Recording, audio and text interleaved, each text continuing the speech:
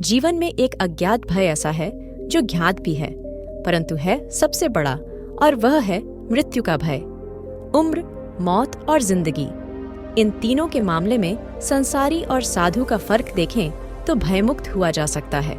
संत कितना जिए यह महत्वपूर्ण नहीं होता, कैसे जिए यह उपयोगी होता है। देह त्यागने के पूर्व बुद्ध ने जो अंतिम वाक्य कहे थे उसे समझा जाना चाहिए। हंद दानी भिक्खवे आमंत यामी वो, वह धमा संरवारा अपमादीन संपादे था इति। अर्थात हर वस्तु नाशवान है, जीवन का संपादन अप्रमाद के साथ करो। आलस्य के साथ वासना का समावेश हो जाए तो प्रमाद शुरू होता है। बुद्ध ने अपने भिक्षुओं को अपनी अंतिम क्रिया के बारे में भी विस्तार से समझा दिया था। मौत को उन्होंने उत्सव बनाया। भौतिकता की आंधी में आज हम इतने भयभीत हैं कि सांप को तो मार देते हैं और रस्सी से डर जाते हैं। हमारी मौत अवसाद तथा संतों की मृत्यु उपदेश हो जाती है। इसे दिव्य बनाने का प्रयास उम्र के हर पल में और जिंदगी के हर पड़ाव पर सतत करना होगा। कहते हैं जब बुद्ध संसार से गए तो उनकी उम्र 80 वर्ष थी, लेकिन संत समाज मानता है कि वे 40 साल के थे, क्योंकि जब वे 40 वर्ष के थे तब एक पीपल के वृक्ष के नीचे 7 दिन सतत समाधि में रहे और तभी उन्हें पूर्णिमा के दिन बुद्धत्व प्राप्त हुआ था। उसके बाद वे 40 वर्ष और जीवित रहे। अध्यात्म कहता है उम्र तो उसी को मानेंगे जिन क्षणों में आप स्वयं को जान गए। इसलिए याद रखें, कितना जिए यह संसार का समीकरण है, कैसा जिए यह अध्यात्म का गणित है। गौतम बुद्ध निर्जन जंगल में एक पहाड़ी पर बैठे ध्यान कर रहे थे। वहां चारों ओर शांति थी, कहीं कोई शोर नहीं था। ध्यान करने के लिए इससे उपयुक्त स्थान और कहीं नहीं हो सकता, यही सोचकर बुद्ध ने इसे चुना था। अचानक इस नीरवता को एक कोलाहल ने भंग कर दिया। कुछ दुष्चरित्र लोग एक वेश्या को लेकर वहां आमोद प्रमोद के लिए आ धमके। एक क्षण में वातावरण की पवित्रता भंग हो गई और शांति अशांति में बदल गई। उन लोगों ने मदिरापन शुरू कर दिया। इसी बीच वेश्या अवसर पाकर भाग गई। उन दुष्टों ने उसे वस्त्र विहीन कर दिया था। जब मदिरा का नशा थोड़ा उतरा तो वे लोग उसे खोजने निकले। थोड़ी दूर जाने पर उन्हें ध्यानस्थ बुद्ध दिखाई दिए। उन्होंने बुद्ध का ध्यान भंग कर पूछा, क्या तुमने यहां से किसी को जाते देखा? बुद्ध के नहीं कहने पर उन्होंने फिर पूछा, क्या तुमने एक सुंदर स्त्री को यहां से जाते देखा?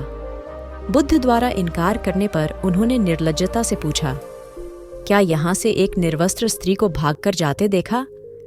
बुद्ध ने शांत भाव से उत्तर दिया, यहां से कोई गया जरूर था, किंतु वह स्त्री थी या पुरुष, मेरे लिए यह पहचान करना असंभव है। जब तुम्हारा मन भी वासना विहीन हो जाएगा तो वह भी स्त्री पुरुष या वस्त्रधारी निर्वस्त्रधारी का भेद करना भूल जाएगा। सभी दुष्ट अपनी भूल जान लज्जित होकर वहां से चले गए। सार यह है कि साधुता विकार रहित और निरपेक्ष दृष्टि से देखती है। वहां प्राणिमात्र में किसी प्रकार के भेद के लिए कोई स्थान नहीं होता। भगवान बुद्ध ज्ञान प्राप्ति के लिए घोर तप में लगे थे। उन्होंने शरीर को काफी कष्ट दिया, यात्राएं की, घने जंगलों में कठिन साधना की, पर आत्मज्ञान की प्राप्ति नहीं हुई। निराश हो बुद्ध सोचने लगे, मैंने अभी तक कुछ भी प्राप्त नहीं किया, अब आगे क्या कर पाऊंगा? निराशा, अविश्वास के इन नकारात्मक भावों ने उन्हें क्षुब्ध कर दिया। कुछ ही क्षणों के बाद उन्हें प्यास लगी। वे थोड़ी दूर स्थित एक झील तक पहुंचे। वहां उन्होंने एक दृश्य देखा कि एक नन्ही सी गिलहरी के 2 बच्चे झील में डूब गए। पहले तो वह गिलहरी जड़वत बैठी रही, फिर कुछ देर बाद उठकर झील के पास गई, अपना सारा शरीर झील के पानी में भिगोया और फिर बाहर आकर पानी झाड़ने लगी। ऐसा वह बार बार करने लगी। बुद्ध सोचने लगे कि इस गिलहरी का प्रयास कितना मूर्खतापूर्ण है। क्या कभी यह इस झील को सुखा सकेगी? किंतु गिलहरी का यह क्रम लगातार जारी था। बुद्ध को लगा मानो गिलहरी कह रही हो कि यह झील कभी खाली होगी या नहीं, यह मैं नहीं जानती, किंतु मैं अपना प्रयास नहीं छोड़ूंगी। अतः उस छोटी सी गिलहरी ने भगवान बुद्ध को अपने लक्ष्य मार्ग से विचलित होने से बचा लिया। वे सोचने लगे कि जब यह नन्ही गिलहरी अपने लघु सामर्थ्य से झील को सुखा देने के लिए दृढ़ संकल्पित है, तो मुझ में क्या कमी है? मैं तो इससे 1000 गुना अधिक क्षमता रखता हूँ। यह सोचकर गौतम बुद्ध पुनः अपनी साधना में लग गए और एक दिन बोधि वृक्ष तले उन्हें ज्ञान का आलोक प्राप्त हुआ। यह कथा असफलता के बावजूद प्रयासों की निरंतरता पर बल देती है। यदि हम प्रयास करना न छोड़ें तो एक दिन लक्ष्य की प्राप्ति हो ही जाती है। बुद्ध अपने साधना काल में एक निर्जन स्थान पर ध्यान मग्न बैठे थे। इसी स्थान पर एक यक्ष का वास था। यह बात बुद्ध को ज्ञात नहीं थी। वे तो वहां पहुंचे और शांत वातावरण देखकर ध्यान मग्न हो गए। उस समय यक्ष वहां पर नहीं था। रात होने पर जब वह आया तो उस स्थान पर एक अनजान व्यक्ति को देखकर आग बबूला हो गया। बड़े जोर से वह दहाड़ा, किंतु बुद्ध का ध्यान भंग नहीं हुआ। यक्ष ने उन्हें हाथी का रूप धारण कर डराना चाहा, किंतु बुद्ध यथावत ध्यान मग्न बैठे रहे। उसने बुद्ध को डराने के लिए क्रमशः शेर, चीता, बाघ आदि का रूप धारण किया, किंतु बुद्ध अविचलित ही बने रहे। अंत में उसने भयंकर विषधर का रूप धारण कर उनके पैर के अंगूठे को डीनस लिया, किंतु बुद्ध पर उसके विष का भी कोई असर नहीं हुआ। वे अब भी अप्रभावित रहे। विषधर उनके शरीर पर चढ़ गया और उनके गले से लिपटकर उन्हें जोरों से काट लिया, लेकिन इतने प्रयासों के बावजूद भी बुद्ध की साधना को भंग नहीं कर पाया। थक हार कर नीचे उतर आया और उनसे कुछ कदमों की दूरी पर लेटकर अपनी थकान उतारने लगा। ध्यान पूर्ण होने पर बुद्ध ने उसकी तरफ देखा और उसे बहुत स्नेह से दुलारा। उनका निश्चल प्रेम देखकर सर्प का विष अमृत बन गया और यक्ष ने श्रद्धापूर्वक बुद्ध को नमन किया। कहानी का सार यह है कि मन की कलुषता पर एकाग्रता, स्नेह और संभाव से ही विजय प्राप्त की जा सकती है। बौद्ध भिक्षु बोधि धर्म भ्रमण करते हुए एक गांव में पहुंचे। लोग उनका बहुत आदर करते थे। बोधि धर्म व उनके शिष्यों का ग्रामीणों ने हार्दिक सत्कार किया और फिर उनके पवित्र वचनों को सुनने के लिए उनके आसपास एकत्रित हो गए। बोधि धर्म लोगों को धर्म और आचरण विषयक अच्छी बातें सरल भाषा में समझाने लगे। तभी वहां एक व्यक्ति आया और बोधि धर्म को अपशब्द कहने लगा। उपस्थित जनसमूह ने उसे रोकने का बहुत प्रयास किया, किंतु वह नहीं माना तथा अनवरत बोधि धर्म को बुरा भला कहता रहा। लोगों ने कहा कि महाराज, यह व्यक्ति कितना उदंड है, निरर्थक ही आपको अपशब्द कह रहा है। बोधि धर्म उस व्यक्ति के इस आचरण पर कदापि क्रोधित नहीं हुए और लोगों से बोले कि यह भविष्य में मेरा सबसे बड़ा भक्त बनने वाला है। लोगों ने पूछा कि कैसे? बोधि धर्म ने उत्तर दिया, कोई कुम्हार के यहाँ घड़ा लेने जाता है तो घड़े को बजाकर देखा जाता है कि वह फूटा हुआ तो नहीं है। जब 1-2 रुपए के घड़े की कोई इतनी परख कर सकता है तो भला जिसे गुरु मानना है उसे 10-20 गालियां दिए बगैर कैसे पहचानेगा? पहले वह परीक्षा लेगा कि गुरु में धैर्य, आक्रोश व समता भाव कितना है। यह जानने के बाद ही तो वह गुरु को स्वीकारेगा। इसलिए यह व्यक्ति मुझे निरर्थक ही अपशब्द नहीं कह रहा है। और आगे चलकर वास्तव में वह व्यक्ति बोधि धर्म का सबसे बड़ा भक्त बना। किसी को शिक्षा देने से पूर्व स्वयं का आचरण भी तदनुरूप होना चाहिए, तभी गुरु का महान पद मिलता है। वस्तुतः गुरु की गुरुता तभी स्वीकारी जाती है जबकि उसमें सदाचरण के सभी लक्षण मौजूद हों। श्रावस्ती के नगर सेठ मिगार काफी संपन्न थे। घर में पुत्र और पुत्रवधू विशाखा थे। एक दिन मिगार भोजन कर रहे थे। विशाखा उन्हें पंखा झल रही थी। उसी समय एक बौद्ध भिक्षु भिक्षा मांगने आया। विशाखा ने सोचा कि ससुर आज्ञा दें तो वह उठकर भिक्षु के लिए कुछ लाए, किंतु मिगार ने भिक्षु की पुकार अनसुनी कर दी। वे चुपचाप भोजन करते रहे। भिक्षु ने जब फिर पुकारा तो विशाखा बोली, आर्य, मेरे ससुर बासी अन्न खा रहे हैं, अतः आप अन्यत्र पधारें। यह सुनते ही मिगार की आंखें क्रोध से लाल हो गईं। वे तत्काल भोजन छोड़कर उठ खड़े हुए और विशाखा से बोले, तूने मेरा अपमान किया है, मेरे घर से अभी निकल जा। विशाखा ने नम्र स्वर में कहा, मेरे विवाह के समय आपने मेरे पिता को वचन दिया था कि मुझसे कोई भूल हो जाने पर आप 8 सद्गृहस्थों से उसके विषय में निर्णय कराएंगे और तब मुझे दंड देंगे। नगर सेठ ने तत्काल 8 प्रतिष्ठित व्यक्तियों को बुलवाया।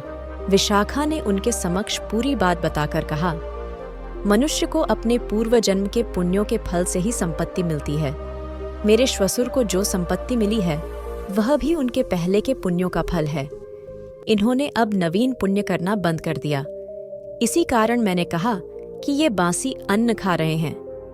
यह सुनकर पंचों को निर्णय नहीं देना पड़ा। नगर सेठ ने ही लज्जित होकर विशाखा से क्षमा मांग ली।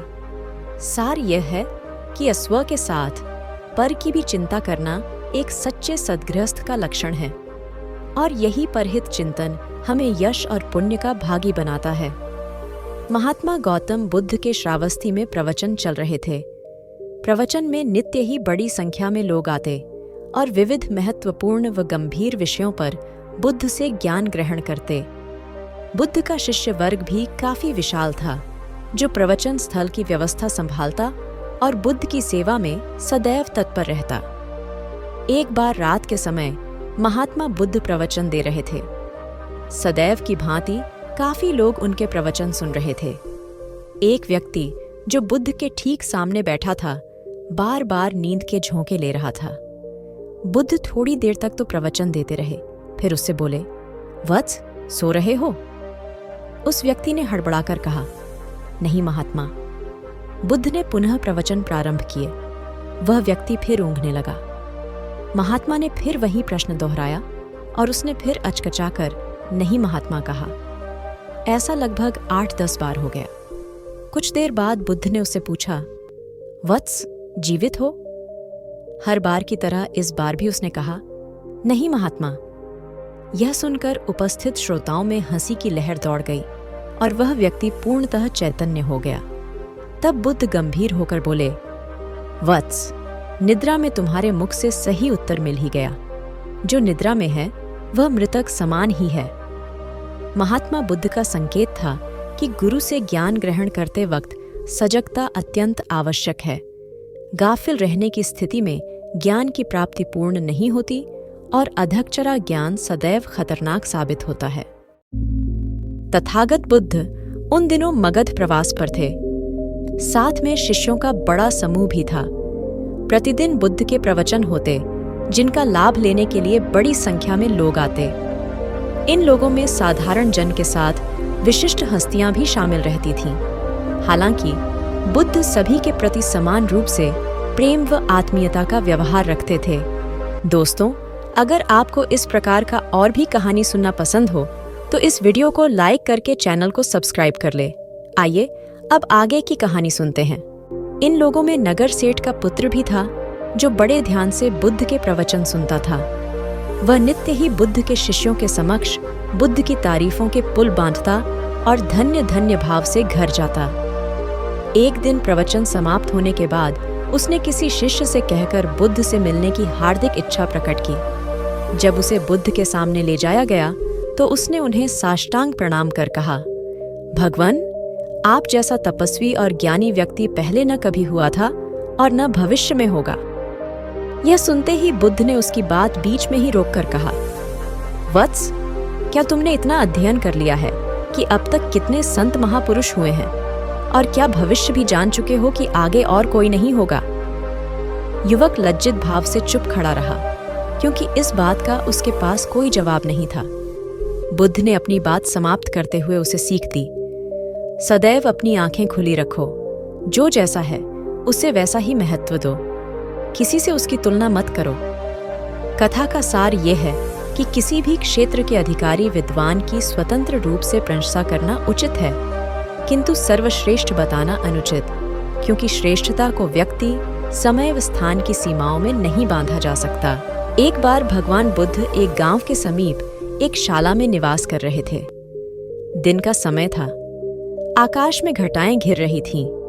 थोड़ी ही देर में मूसलधार बारिश होने लगी। आसपास के लोगों में अपने बाहर रखे सामानों को हटाने की हड़बड़ी मच गई। इसी आपाधापी में कुछ लोग गिर भी गए और उन्हें चोट आई। तभी जोर से बिजली कड़की और वहीं काम कर रहे 2 किसानों एवं 4 बैलों को अपनी चपेट में ले लिया। इन सभी की तत्काल मृत्यु हो गई। इस हादसे के कारण वहां भारी भीड़ एकत्रित हो गई। उस समय भगवान बुद्ध वहीं शाला के बरामदे में टहल रहे थे। लोगों ने उन्हें घटना के विषय में बताया तो उन्होंने अनभिज्ञता जाहिर की। ग्रामीणों से उनका वार्तालाप कुछ ऐसे चला, भंते, आप उस समय कहाँ थे? बुद्ध बोले, आयुष्मान, यहीं था। आपने बादलों को घुमड़ते और बिजली को चमकते देखा? नहीं देखा। भंते, आपने बिजली का किसानों पर गिरना नहीं देखा? नहीं देखा। भंते, आप सो गए थे? नहीं, मैं जाग रहा था। भंते, आप होश में थे? हाँ आयुष्मान, मैं होश में था। तो भंते, आपने होश में जागते हुए न गरजते बादलों को सुना, न बिजली की कड़क सुनी और न उसके गिरने को देखा? हाँ आयुष्मान। गौतम बुद्ध की ऐसी एकाग्रता देख उपस्थित लोग उनके प्रति श्रद्धावनत हो गए। सार यह है कि लक्ष्य के प्रति एकाग्रता उसकी शीघ्र उपलब्धि का अच्छा साधन है। आज की युवा पीढ़ी एकाग्रता के जरिए अपने बड़े सपनों को जल्दी पूरा कर सकती है। बुद्ध का एक शिष्य उनका उपदेश सुनकर भिक्षु हो गया। वह एक दिन नगर में भिक्षा मांगने गया। नियम था कि 3 घरों में भिक्षा मांगी जाती थी। बुद्ध के लगभग सारे शिष्य युवक थे। ये भिक्षु युवक भी शरीर से गठीला और सुंदर था। एक तो वह यौवन के रंग में रंगा हुआ था, अर्थात तन में आकर्षण था। दूसरा मन पवित्र था, अर्थात मन में ईश्वरीय शक्ति भरी हुई थी। जिसका तन और मन दोनों सुंदर है, वह परमात्मा के निकट है। वह भिक्षु एक घर के सामने भिक्षा मांगने के लिए रुका। वह मकान वासवदंता नाम की एक वेश्या का था। वह भिक्षु की आवाज सुनकर तुरंत बाहर आई और द्वार पर देखा कि एक सुंदर नौजवान जिसका शरीर गट्ठा हुआ है एवं उसका मुख एक अलौकिक आभा से युक्त है। उसको देखकर ऐसा लग रहा था कि वह भिक्षु युवक शांति और आनंद में डूबा हुआ है। वेश्या उसे देखकर हैरान रह गई, जबकि वह स्वयं भी बहुत सुंदर थी।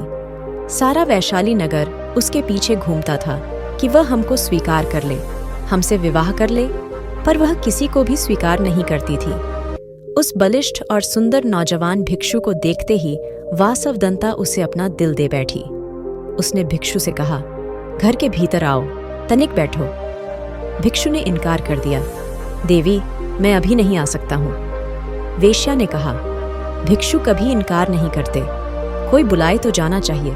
मेरे भवन के भीतर आओ। हे भिक्षु, अगर भीतर आओगे तो कुछ न कुछ तो पाओगे ही। भिक्षु ने कहा, अगर कुछ देना है तो द्वार पर ही दे दो। उस वेश्या का दिल और दिमाग उस युवक के आकर्षण में बिल्कुल डूब चुका था। उसको कुछ सुनाई ही नहीं पड़ रहा था। वह भिक्षु कुछ क्षण रुककर आगे की ओर बढ़ गया। दासी ने आकर कहा, अब द्वार पर कोई नहीं है, भीतर चलो। वासवदंता की तंद्रा टूटी। वह बहुत दुखी और पीड़ित हुई। जब स्त्री के प्रणय निवेदन को कोई पुरुष ठुकरा देता है तो उसकी हालत बड़ी खराब हो जाती है। वासवदंता ने अपने जीवन में एक ही बार एक ही पुरुष के प्रति लगाव रखा था। उसने भी इनकार कर दिया। दिल टूट गया। उसने नृत्य बंद कर दिया, गाना बंद कर दिया।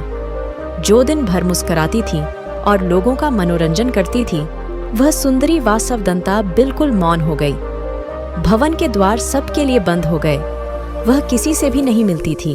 कई धनाढ्य लोगों के निमंत्रण आते थे, आओ हमारे उत्सव में खुशियां बिखेर दो, किंतु वह इनकार कर देती थी। एकांत को उसने अपने जीवन का साथी बना लिया। दासी अच्छा अच्छा भोजन बनाती थी, पर उसकी भूख और प्यास को वह भिक्षु मानो सदा के लिए ले गया हो। वासवदंता को रात दिन वह भिक्षु याद आता था। वह बहुत कमजोर हो गई और बीमार रहने लगी। कहते हैं कि चिंता चिता से बड़ी होती है। चिता एक बार जलाती है और चिंता सदैव जलाती रहती है। वह कहीं आती जाती नहीं थी। एक ही स्थान पर लेटे लेटे उसके शरीर में कई जख्म हो गए। उसकी सुंदरता कुरूपता में बदल गई। अब उसे कोई देखना भी पसंद नहीं करता था। बहुत समय के बाद फिर वही भिक्षु उस नगर में पुनः आया। उसे मालूम पड़ा कि वासवदंता बहुत बीमार है, उसकी हालत बहुत खराब है।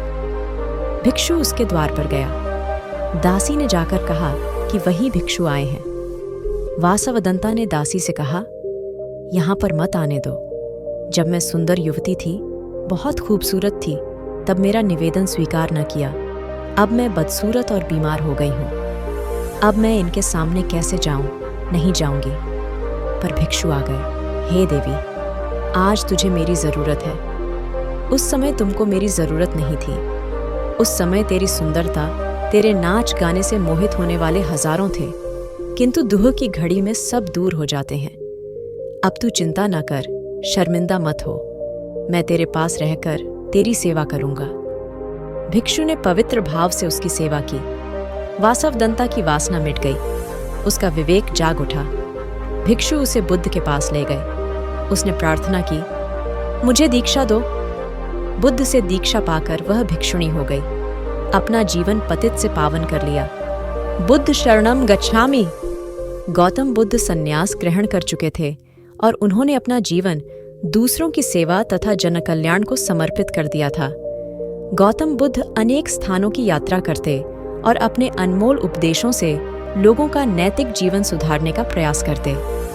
बुद्ध अनेक कथाओं और उदाहरणों के माध्यम से अपनी बात जनता के समक्ष रखते, जो सीधे उसके हृदय में उतर जाती।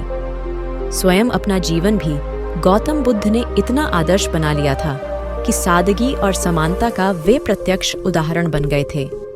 एक बार एक धनी सेठ ने उनसे भिक्षाटन हेतु अपने घर आने का आग्रह किया। बुद्ध ने सहर्ष इस प्रस्ताव को मान लिया। सेठ ने मेवों की खीर बनवाई थी। गौतम बुद्ध उसके घर पहुंचे और गोबर से भरा कमंडल आगे बढ़ाते हुए खीर उसमें डालने के लिए कहा। अस्वच्छ कमंडल देख सेठ ने उसे पहले धोया और फिर उसमें खीर भरकर बुद्ध के हाथ में दे दिया।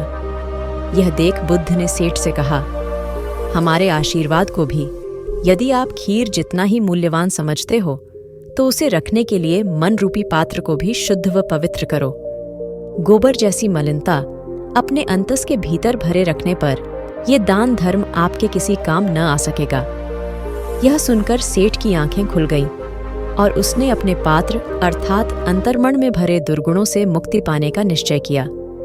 सार यह है कि धार्मिक कर्मकांड, तीर्थ स्थलों की यात्रा, व्रत उपवास और दानादि तभी सार्थक व पुण्यदायी होते हैं जबकि मन विकार रहित और भावना शुद्ध हो।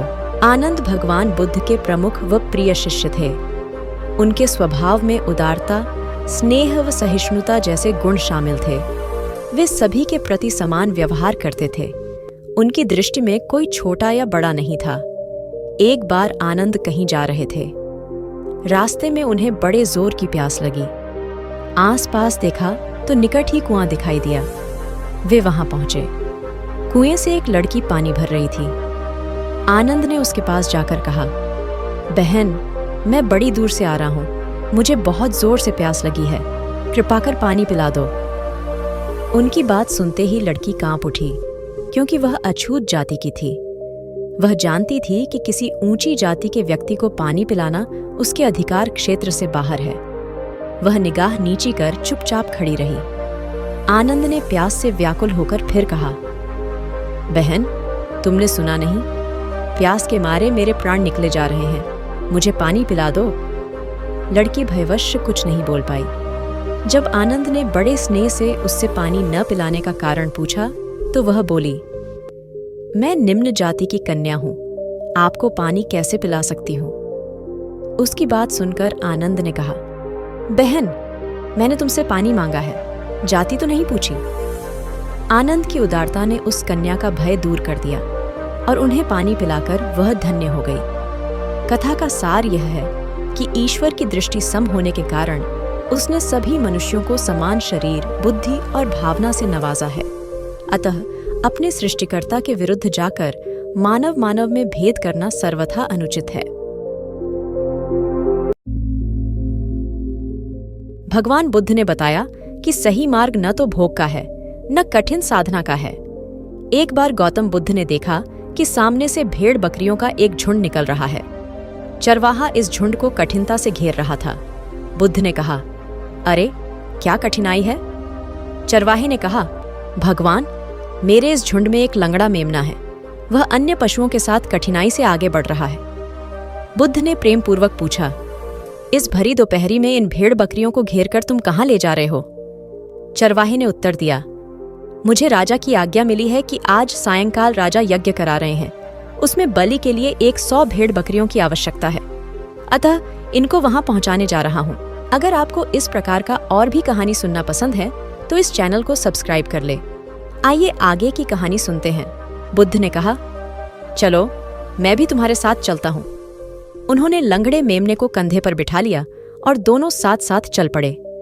जब वे नगर में घुसे तो लोगों ने देखा कि बुद्ध अपने कंधे पर एक मेमने को रखकर चले आ रहे हैं। कुछ लोग उन्हें जानते थे और कुछ नहीं भी जानते थे, पर उनके बारे में सुन रखा था।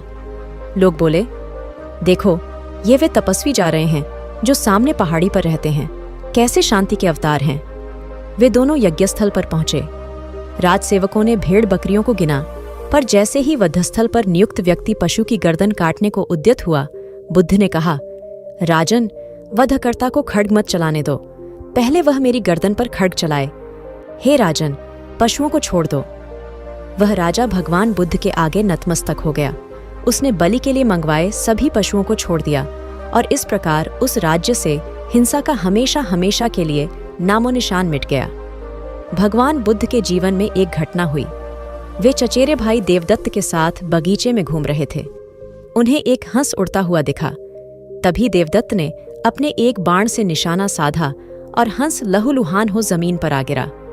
बुद्ध ने दौड़कर हंस को उठा लिया, बाण निकालकर उसकी मरहम पट्टी की। बुद्ध घायल हंस की सेवा कर रहे थे। देवदत्त आया और हंस पर अपना अधिकार जताने लगा। बुद्ध के मना कर देने पर विवाद हुआ और दोनों राजा शुद्धोधन के पास पहुंचे। उन्होंने दोनों की बातें सुनी और निर्णय दिया। प्राण लेने वाले से प्राण बचाने वाला बड़ा होता है, इसलिए हंस पर बुद्ध का ही अधिकार है। मानव समाज को शांति की ओर बढ़ाना पड़ेगा। व्यर्थ के तर्कों से बाहर निकलने में ही उसकी भलाई है। जब तक मन में स्वार्थ है तब तक मानव सुखी नहीं हो सकता। अधिकार और कर्तव्य की परिभाषा को बड़ी सूक्ष्मता से समझने की जरूरत है। भगवान बुद्ध के उपदेशों का जापानी भाषा में पहले अनुवाद हुआ था। अनुवाद तो हो गया, किंतु वह छपे कैसे? उस समय कोई भी धनी व्यक्ति इस ओर ध्यान नहीं दे रहा था। अंत में एक निर्धन बौद्ध भिक्षु ने यह काम पूरा करने का निश्चय किया। उसने लोगों से 1-1 रुपया मांगना प्रारंभ कर दिया। इस प्रकार उसके पास 10,000 रुपए हो गए। ग्रंथ छपने के लिए इतना ही धन चाहिए था। अचानक जापान के उस प्रदेश में अकाल पड़ गया। मनुष्य और पशु पक्षी अनाज के लिए व्याकुल होकर भटकने लगे। उस भिक्षु ने 10,000 रुपए अकाल पीड़ितों की सेवा में लगा दिया। अनेक लोगों ने कहा, ये तुमने क्या किया? अब ग्रंथ कैसे छपेगा? बौद्ध भिक्षु चुप रहा। अकाल समाप्त होने पर उसने फिर से चंदा मांगना शुरू किया। उसने फिर 10,000 रुपए इकट्ठे कर लिए, किंतु फिर तभी उस प्रदेश में जोरदार भूकंप आ गया। उस भिक्षु ने फिर उन रुपयों को भूकंप पीड़ितों की सहायतार्थ खर्च कर दिया। तब लोगों ने कहा कि भिक्षु पागल हो गया है। भिक्षु वृद्ध हो गया था। उसने फिर चंदा मांगने का कार्य शुरू किया। इस बार फिर उसने 10,000 रुपए एकत्र कर लिए। सौभाग्यवश इस बार कोई विपत्ति नहीं आई। उसने ग्रंथ छपवाया। ग्रंथ के मुखपृष्ठ पर छपा था 3य संस्करण। उसने नीचे छापा था कि इस ग्रंथ के पहले संस्करण अहुत अच्छे थे। एक लड़का बहुत चतुर था। उसने बहुत सी कलाएं सीखीं। उसे तीर चलाना आ गया। वह नाव खेने लगा और बढ़िया से बढ़िया मकान बनाना सीख गया। उसके बाद वह घर लौटा। बड़े घमंड से वह लोगों से कहता, इस दुनिया में मेरे मुकाबले का कोई नहीं है, मैं सब कुछ जानता हूं। गौतम बुद्ध ने यह देखा तो सोचा, इसे शिक्षा देनी चाहिए। उन्होंने एक बूढ़े का रूप बनाया और हाथ में भिक्षा पात्र लेकर उसके पास गए। लड़के ने पूछा, तुम कौन हो? बुद्ध ने कहा, मैं अपने मन को वश में रखने वाला एक आदमी हूं। उनकी बात लड़के को समझ में नहीं आई। उसने कहा, आपका मतलब? बुद्ध बोले, कोई आदमी तीर चलाना जानता है, कोई नाव खेना जानता है, कोई घर बनाना जानता है, लेकिन ज्ञानी आदमी अपने ऊपर शासन करना जानता है। लड़का बुद्ध के इतने कहने पर भी कुछ न समझ सका। उनसे फिर पूछा, अपने ऊपर शासन करना क्या होता है? बुद्ध ने कहा, अगर कोई उसकी प्रशंसा करे तो वह खुशी से नहीं फूलता, निंदा करे तो दुखी नहीं होता। इस तरह उसका मन उसके वश में रहता है। ऐसा आदमी किसी चीज या हुनर का अभिमान नहीं करता। बुद्ध की बात का उस लड़के पर ऐसा असर हुआ कि उस दिन से उसने डींग हाँकना बंद कर दिया। महाभारत में बताया गया है कि भीष्म पितामह को इच्छा मृत्यु का वरदान प्राप्त था, अर्थात वे स्वयं जब तक मृत्यु का आह्वान न करें, काल उनके पास भी नहीं फटक सकता था। इसी तरह अमरता को लेकर अनेक कथाएं प्रचलित हैं। महात्मा बुद्ध अपने शिष्यों के साथ भिक्षाटन पर जा रहे थे। रास्ते में शिष्यों ने एक पौधे की तरफ इशारा करते हुए पूछा, भंते, इस पौधे की उम्र क्या है? बुद्ध ने बताया कि यह अमर वृक्ष है, इसकी उम्र अंतहीन है। तभी एक शिष्य ने उस वृक्ष को जड़ से उखाड़ फेंक दिया और बुद्ध से बोला, गुरुवर, मैंने उसे एक ही पल में उखाड़कर समाप्त कर दिया। बुद्ध मुस्कुराए और निःशब्द आगे बढ़ गए। महीनों बाद जब चातुर्मास बिताकर वे उसी रास्ते से लौटे तो सभी ने उस पौधे को वापस हरा भरा देखा। वृक्ष को उखाड़ने वाले शिष्य ने पूछा, तथागत, आपको इस पौधे की अनश्वरता का कैसे पता चला? बुद्ध ने उत्तर दिया, मैं इस नन्हे से पौधे की अनंत जिजीविषा को जानता था। यह जीवन और अमरता की पहली शर्त है। जिसमें यह भावना है, वही जीवन को दीर्घ बना सकता है। गौतम बुद्ध सत्य, अहिंसा और सहिष्णुता की प्रतिमूर्ति थे।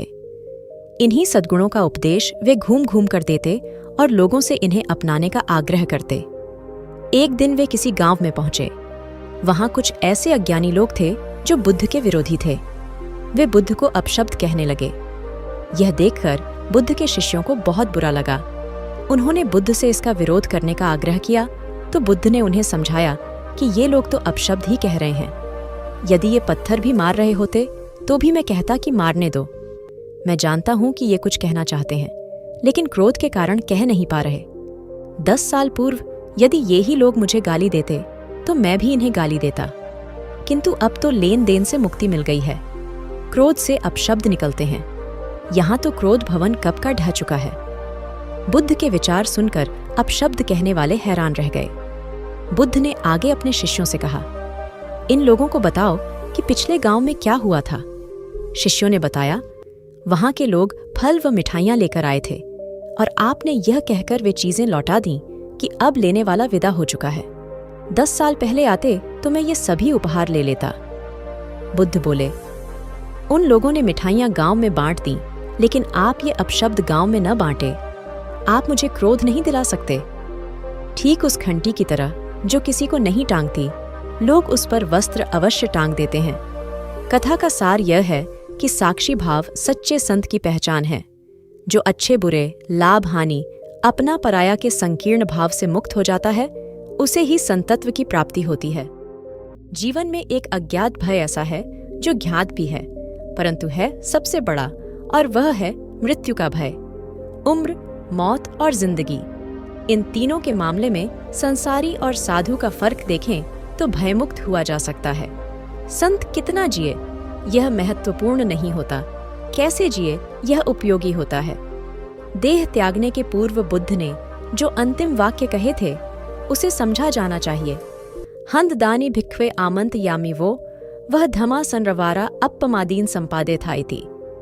अर्थात हर वस्तु नाशवान है, जीवन का संपादन अप्रमाद के साथ करो। आलस्य के साथ वासना का समावेश हो जाए तो प्रमाद शुरू होता है। बुद्ध ने अपने भिक्षुओं को अपनी अंतिम क्रिया के बारे में भी विस्तार से समझा दिया था। मौत को उन्होंने उत्सव बनाया। भौतिकता की आंधी में आज हम इतने भयभीत हैं कि सांप को तो मार देते हैं और रस्सी से डर जाते हैं। हमारी मौत अवसाद तथा संतों की मृत्यु उपदेश हो जाती है। इसे दिव्य बनाने का प्रयास उम्र के हर पल में और जिंदगी के हर पड़ाव पर सतत करना होगा। कहते हैं, जब बुद्ध संसार से गए तो उनकी उम्र 80 वर्ष थी, लेकिन संत समाज मानता है कि वे 40 साल के थे, क्योंकि जब वे 40 वर्ष के थे तब एक पीपल के वृक्ष के नीचे 7 दिन सतत समाधि में रहे और तभी उन्हें पूर्णिमा के दिन बुद्धत्व प्राप्त हुआ था। उसके बाद वे 40 वर्ष और जीवित रहे। अध्यात्म कहता है, उम्र तो उसी को मानेंगे जिन क्षणों में आप स्वयं को जान गए। इसलिए याद रखें, कितना जिए यह संसार का समीकरण है, कैसा जिए यह अध्यात्म का गणित है। गौतम बुद्ध निर्जन जंगल में एक पहाड़ी पर बैठे ध्यान कर रहे थे। वहां चारों ओर शांति थी, कहीं कोई शोर नहीं था। ध्यान करने के लिए इससे उपयुक्त स्थान और कहीं नहीं हो सकता, यही सोचकर बुद्ध ने इसे चुना था। अचानक इस नीरवता को एक कोलाहल ने भंग कर दिया। कुछ दुष्चरित्र लोग एक वेश्या को लेकर वहां आमोद प्रमोद के लिए आ धमके। एक क्षण में वातावरण की पवित्रता भंग हो गई और शांति अशांति में बदल गई। उन लोगों ने मदिरापन शुरू कर दिया। इसी बीच वेश्या अवसर पाकर भाग गई। उन दुष्टों ने उसे वस्त्र विहीन कर दिया था। जब मदिरा का नशा थोड़ा उतरा तो वे लोग उसे खोजने निकले। थोड़ी दूर जाने पर उन्हें ध्यानस्थ बुद्ध दिखाई दिए। उन्होंने बुद्ध का ध्यान भंग कर पूछा, क्या तुमने यहां से किसी को जाते देखा? बुद्ध के नहीं कहने पर उन्होंने फिर पूछा, क्या तुमने एक सुंदर स्त्री को यहां से जाते देखा? बुद्ध द्वारा इनकार करने पर उन्होंने निर्लज्जता से पूछा, क्या यहां से एक निर्वस्त्र स्त्री को भागकर जाते देखा? बुद्ध ने शांत भाव से उत्तर दिया, यहां से कोई गया जरूर था, किंतु वह स्त्री थी या पुरुष, मेरे लिए यह पहचान करना असंभव है। जब तुम्हारा मन भी वासना विहीन हो जाएगा तो वह भी स्त्री पुरुष या वस्त्रधारी निर्वस्त्रधारी का भेद करना भूल जाएगा। सभी दुष्ट अपनी भूल जान लज्जित होकर वहां से चले गए। सार यह है कि साधुता विकार रहित और निरपेक्ष दृष्टि से देखती है। वहां प्राणिमात्र में किसी प्रकार के भेद के लिए कोई स्थान नहीं होता। भगवान बुद्ध ज्ञान प्राप्ति के लिए घोर तप में लगे थे। उन्होंने शरीर को काफी कष्ट दिया, यात्राएं की, घने जंगलों में कठिन साधना की, पर आत्मज्ञान की प्राप्ति नहीं हुई। निराश हो बुद्ध सोचने लगे, मैंने अभी तक कुछ भी प्राप्त नहीं किया, अब आगे क्या कर पाऊंगा? निराशा, अविश्वास के इन नकारात्मक भावों ने उन्हें क्षुब्ध कर दिया। कुछ ही क्षणों के बाद उन्हें प्यास लगी। वे थोड़ी दूर स्थित एक झील तक पहुंचे। वहां उन्होंने एक दृश्य देखा कि एक नन्ही सी गिलहरी के 2 बच्चे झील में डूब गए। पहले तो वह गिलहरी जड़वत बैठी रही, फिर कुछ देर बाद उठकर झील के पास गई, अपना सारा शरीर झील के पानी में भिगोया और फिर बाहर आकर पानी झाड़ने लगी। ऐसा वह बार बार करने लगी। बुद्ध सोचने लगे कि इस गिलहरी का प्रयास कितना मूर्खतापूर्ण है। क्या कभी यह इस झील को सुखा सकेगी? किंतु गिलहरी का यह क्रम लगातार जारी था। बुद्ध को लगा मानो गिलहरी कह रही हो कि यह झील कभी खाली होगी या नहीं, यह मैं नहीं जानती, किंतु मैं अपना प्रयास नहीं छोड़ूंगी। अतः उस छोटी सी गिलहरी ने भगवान बुद्ध को अपने लक्ष्य मार्ग से विचलित होने से बचा लिया। वे सोचने लगे कि जब यह नन्ही गिलहरी अपने लघु सामर्थ्य से झील को सुखा देने के लिए दृढ़ संकल्पित है, तो मुझ में क्या कमी है? मैं तो इससे 1000 गुना अधिक क्षमता रखता हूँ। यह सोचकर गौतम बुद्ध पुनः अपनी साधना में लग गए और एक दिन बोधि वृक्ष तले उन्हें ज्ञान का आलोक प्राप्त हुआ। यह कथा असफलता के बावजूद प्रयासों की निरंतरता पर बल देती है। यदि हम प्रयास करना न छोड़ें तो एक न एक दिन लक्ष्य की प्राप्ति हो ही जाती है। बुद्ध अपने साधना काल में एक निर्जन स्थान पर ध्यान मग्न बैठे थे। इसी स्थान पर एक यक्ष का वास था। यह बात बुद्ध को ज्ञात नहीं थी। वे तो वहां पहुंचे और शांत वातावरण देखकर ध्यान मग्न हो गए। उस समय यक्ष वहां पर नहीं था। रात होने पर जब वह आया तो उस स्थान पर एक अनजान व्यक्ति को देखकर आग बबूला हो गया। बड़े जोर से वह दहाड़ा, किंतु बुद्ध का ध्यान भंग नहीं हुआ। यक्ष ने उन्हें हाथी का रूप धारण कर डराना चाहा, किंतु बुद्ध यथावत ध्यान मग्न बैठे रहे। उसने बुद्ध को डराने के लिए क्रमशः शेर, चीता, बाघ आदि का रूप धारण किया, किंतु बुद्ध अविचलित ही बने रहे। अंत में उसने भयंकर विषधर का रूप धारण कर उनके पैर के अंगूठे को डीनस लिया, किंतु बुद्ध पर उसके विष का भी कोई असर नहीं हुआ। वे अब भी अप्रभावित रहे। विषधर उनके शरीर पर चढ़ गया और उनके गले से लिपटकर उन्हें जोरों से काट लिया, लेकिन इतने प्रयासों के बावजूद भी बुद्ध की साधना को भंग नहीं कर पाया। थक हार कर नीचे उतर आया और उनसे कुछ कदमों की दूरी पर लेटकर अपनी थकान उतारने लगा। ध्यान पूर्ण होने पर बुद्ध ने उसकी तरफ देखा और उसे बहुत स्नेह से दुलारा। उनका निश्चल प्रेम देखकर सर्प का विष अमृत बन गया और यक्ष ने श्रद्धापूर्वक बुद्ध को नमन किया। कहानी का सार यह है कि मन की कलुषता पर एकाग्रता, स्नेह और संभाव से ही विजय प्राप्त की जा सकती है। बौद्ध भिक्षु बोधि धर्म भ्रमण करते हुए एक गांव में पहुंचे। लोग उनका बहुत आदर करते थे।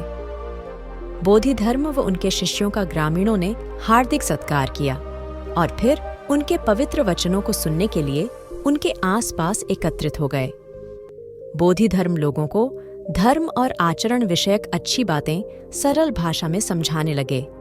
तभी वहां एक व्यक्ति आया और बोधिधर्म को अपशब्द कहने लगा। उपस्थित जनसमूह ने उसे रोकने का बहुत प्रयास किया, किंतु वह नहीं माना तथा अनवरत बोधिधर्म को बुरा भला कहता रहा। लोगों ने कहा कि महाराज, यह व्यक्ति कितना उदंड है, निरर्थक ही आपको अपशब्द कह रहा है। बोधिधर्म उस व्यक्ति के इस आचरण पर कदापि क्रोधित नहीं हुए और लोगों से बोले कि यह भविष्य में मेरा सबसे बड़ा भक्त बनने वाला है। लोगों ने पूछा कि कैसे? बोधिधर्म ने उत्तर दिया, कोई कुम्हार के यहाँ घड़ा लेने जाता है तो घड़े को बजाकर देखा जाता है कि वह फूटा हुआ तो नहीं है। जब 1-2 रुपए के घड़े की कोई इतनी परख कर सकता है, तो भला जिसे गुरु मानना है उसे 10-20 गालियां दिए बगैर कैसे पहचानेगा? पहले वह परीक्षा लेगा कि गुरु में धैर्य, आक्रोश व समता भाव कितना है। यह जानने के बाद ही तो वह गुरु को स्वीकारेगा। इसलिए यह व्यक्ति मुझे निरर्थक ही अपशब्द नहीं कह रहा है। और आगे चलकर वास्तव में वह व्यक्ति बोधिधर्म का सबसे बड़ा भक्त बना। किसी को शिक्षा देने से पूर्व स्वयं का आचरण भी तदनुरूप होना चाहिए, तभी गुरु का महान पद मिलता है। वस्तुतः गुरु की गुरुता तभी स्वीकारी जाती है जबकि उसमें सदाचरण के सभी लक्षण मौजूद हों। श्रावस्ती के नगर सेठ मिगार काफी संपन्न थे। घर में पुत्र और पुत्रवधू विशाखा थे। एक दिन मिगार भोजन कर रहे थे। विशाखा उन्हें पंखा झल रही थी। उसी समय एक बौद्ध भिक्षु भिक्षा मांगने आया। विशाखा ने सोचा कि ससुर आज्ञा दें तो वह उठकर भिक्षु के लिए कुछ लाए, किंतु मिगार ने भिक्षु की पुकार अनसुनी कर दी। वे चुपचाप भोजन करते रहे। भिक्षु ने जब फिर पुकारा तो विशाखा बोली, आर्य, मेरे ससुर बासी अन्न खा रहे हैं, अतः आप अन्यत्र पधारें। यह सुनते ही मिगार की आंखें क्रोध से लाल हो गईं। वे तत्काल भोजन छोड़कर उठ खड़े हुए और विशाखा से बोले, तूने मेरा अपमान किया है, मेरे घर से अभी निकल जा। विशाखा ने नम्र स्वर में कहा, मेरे विवाह के समय आपने मेरे पिता को वचन दिया था कि मुझसे कोई भूल हो जाने पर आप 8 सद्गृहस्थों से उसके विषय में निर्णय कराएंगे और तब मुझे दंड देंगे। नगर सेठ ने तत्काल 8 प्रतिष्ठित व्यक्तियों को बुलवाया। विशाखा ने उनके समक्ष पूरी बात बताकर कहा, मनुष्य को अपने पूर्व जन्म के पुण्यों के फल से ही संपत्ति मिलती है। मेरे श्वसुर को जो संपत्ति मिली है वह भी उनके पहले के पुण्यों का फल है। इन्होंने अब नवीन पुण्य करना बंद कर दिया। इसी कारण मैंने कहा कि ये बासी अन्न खा रहे हैं। यह सुनकर पंचों को निर्णय नहीं देना पड़ा। नगर सेठ ने ही लज्जित होकर विशाखा से क्षमा मांग ली। सार यह है कि अस्व के साथ पर की भी चिंता करना एक सच्चे सद्गृहस्थ का लक्षण है और यही परहित चिंतन हमें यश और पुण्य का भागी बनाता है। महात्मा गौतम बुद्ध के श्रावस्ती में प्रवचन चल रहे थे। प्रवचन में नित्य ही बड़ी संख्या में लोग आते और विविध महत्वपूर्ण व गंभीर विषयों पर बुद्ध से ज्ञान ग्रहण करते। बुद्ध का शिष्य वर्ग भी काफी विशाल था, जो प्रवचन स्थल की व्यवस्था संभालता और बुद्ध की सेवा में सदैव तत्पर रहता। एक बार रात के समय महात्मा बुद्ध प्रवचन दे रहे थे। सदैव की भांति काफी लोग उनके प्रवचन सुन रहे थे। एक व्यक्ति जो बुद्ध के ठीक सामने बैठा था, बार बार नींद के झोंके ले रहा था। बुद्ध थोड़ी देर तक तो प्रवचन देते रहे, फिर उससे बोले, वत्स, सो रहे हो? उस व्यक्ति ने हड़बड़ाकर कहा, नहीं महात्मा। बुद्ध ने पुनः प्रवचन प्रारंभ किए। वह व्यक्ति फिर ऊँघने लगा। महात्मा ने फिर वही प्रश्न दोहराया और उसने फिर अचकचाकर नहीं महात्मा कहा। ऐसा लगभग 8-10 बार हो गया। कुछ देर बाद बुद्ध ने उससे पूछा, वत्स, जीवित हो? हर बार की तरह इस बार भी उसने कहा, नहीं महात्मा। यह सुनकर उपस्थित श्रोताओं में हंसी की लहर दौड़ गई और वह व्यक्ति पूर्णतः चैतन्य हो गया। तब बुद्ध गंभीर होकर बोले, वत्स, निद्रा में तुम्हारे मुख से सही उत्तर मिल ही गया। जो निद्रा में है वह मृतक समान ही है। महात्मा बुद्ध का संकेत था कि गुरु से ज्ञान ग्रहण करते वक्त सजगता अत्यंत आवश्यक है। गाफिल रहने की स्थिति में ज्ञान की प्राप्ति पूर्ण नहीं होती और अधक्चरा ज्ञान सदैव खतरनाक साबित होता है।